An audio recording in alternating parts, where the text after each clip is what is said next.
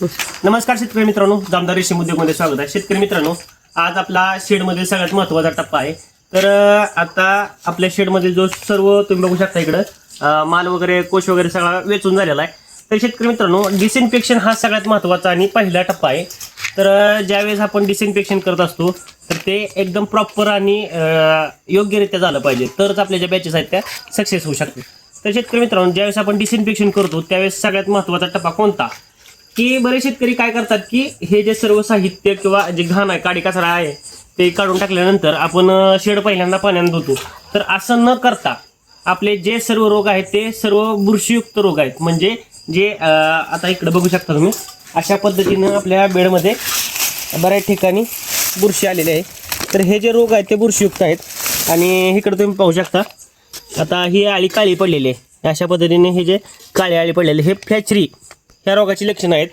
तर शेतकरी मित्रांनो, ह्यासाठी एकदम रामबाण असा उपाय मी तुमच्यासाठी घेऊन आलेला आहे. तर शेतकरी मित्रांनो, हे बघू शकता तुम्ही, धानुका M45 हे ह्या नावाने जर तुमच्याकडे नाही भेटलं तरी चालेल. याच्यामध्ये घटक कोणता आहे बघा, मॅन्कोझाईम हा 75% WP मध्ये आहे. ह्या कंपनीचं नाही भेटलं तर चालेल, फक्त हा जो घटक आहे हा मॅन्कोझाईम हा तुम्हाला कुठेही मार्केटमध्ये सहजरित्या अवेलेबल होऊन जाईल. तर हे आपण काय करायचं आहे, आता आपलं 2200 स्क्वेअर फूट इतकी शेडचे आकारमान आहे. तर आपण याच्यासाठी काय करणार आहे, हे जे औषध आहे हे आपल्याला औषधाच्या दुकानामध्ये सहजरित्या भेटतं. तर आपल्याला 500 ग्रॅम 200 लिटर पाण्यासाठी आपल्याला घ्यायचं आहे. तर शेतकरी मित्रांनो, आता इकडे तुम्ही साईडला बघू शकता, हे आपल्याकडे जे इक्विपमेंट आहेत टोटल, थोडक्यात पाट्या असतील किंवा शेडमधील इथं साहित्य, बादल्या आणि चंद्रिका, हे सर्व जे मटेरियल आहे हे मटेरियल आपल्याला व्यवस्थितरित्या सर्व STPच्या साह्यानं फवारणी करून घ्यायचे. जर आपल्याकडे STP किंवा हाय प्रेशर पंप जर नसेल फवारणीसाठी तर आपलं निर्जंतुकीकरण प्रॉपर होऊ शकत नाही.